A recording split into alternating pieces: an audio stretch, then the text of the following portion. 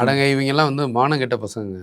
எப்போ பார்த்தாலும் வந்து சட்டையை கிழிச்சிட்டு போகிறது தான் இவங்களுக்கு வேலையே வந்து. இங்கே கூட நீங்கள் பாருங்கள், முன்னாள் இவர் எதிர்க்கட்சியாக இருக்கையில் திமுகவில் நம்ம இன்னைய முதல்வர் வந்து ஸ்டாலின் அவர்களே சட்டையை கிழிச்சிட்டு தான் வெளில வந்தாங்க. அதுக்கு கூச்சமே பட மாட்டாங்க.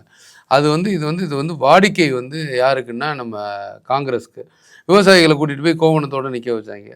அதாவது நீங்கள் போராட்டம் எது வேணால் பண்ணலாம், அட்ராக்ஷனை எடுக்கணும், உலக அளவில் வந்து ஒரு டேமேஜை இந்தியாவுக்கு உருவாக்கணுங்கிற ஒரு ஆர்வத்தில் நீ பண்ணுற வேலைகள் இது எல்லாமே. அதெல்லாம் ஒன்றுமே கிடையாது. மக்களுக்கு எல்லாருக்கும் புரியுது. அங்கே வந்தவங்க எல்லாரும் அண்டர்ஸ்டாண்ட் பண்ணுறாங்க. ஒரு 5 பேர் வந்து சட்டையை அவுத்துட்டு கசாமசான்னு கத்திட்டு போகிறான். இவ்வளோ ஒரு கீழ்த்தரமாக, அதாவது இந்தியாங்கிற ஒரு கண்ட்ரியில் ஒரு பெரிய ஈவெண்ட் நடக்குது. உலக அளவில் இருக்க அத்தனை அட்டென்ஷனுக்காக அதெல்லாம் பண்ணுறாங்க. ஆமாம், எல்லாரும் வர்றாங்க அங்கே. அப்போது வந்து நீங்கள் ஒரு ஸ்ட்ராட்டஜின்னு இதை தான் பண்ணுவீங்களா? உங்களுக்கு வந்து ஒரு எதிர்க்கணும், என்னுடைய எதிர்க்கட்சி பண்ணுது, அதில் உங்கள் குரலை ஓங்கி ஒழிக்கணும்னா அதுக்கு வேறு இடமே கிடையாதா? எங்கேயாவது போய் ஸ்ட்ரைக் பண்ண வேண்டியதானே?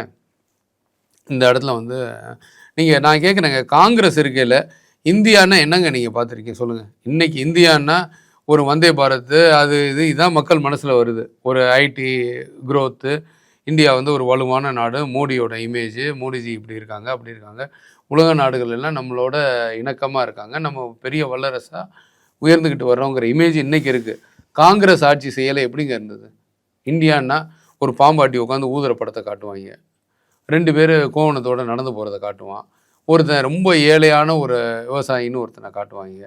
இதுதான் இவங்க பண்ணியிருக்காங்களே ஒழிய, இந்த குரங்கு பாம்பாட்டி இதுகளை காட்டியே தான் இந்தியான்னு பொசிஷன் பண்ணாங்களே ஒழிய, இவங்களுக்கு நம்ம நாட்டு மேலே ஒரு பெருமையே கிடையாதுங்க. இந்தியாங்கிறதுல நம்ம ஒரு பெருமையாக இருக்கணும், அது ஒரு ப்ரைட் அப்படிங்கிறதுலாம் கிடையாது இவங்களுக்கு. இவங்களுக்கு இங்கே இருக்க வளங்களை சுரண்டணும், அதுக்கு எவன்ட்டையாவது போய் அடகு வைக்கணும்.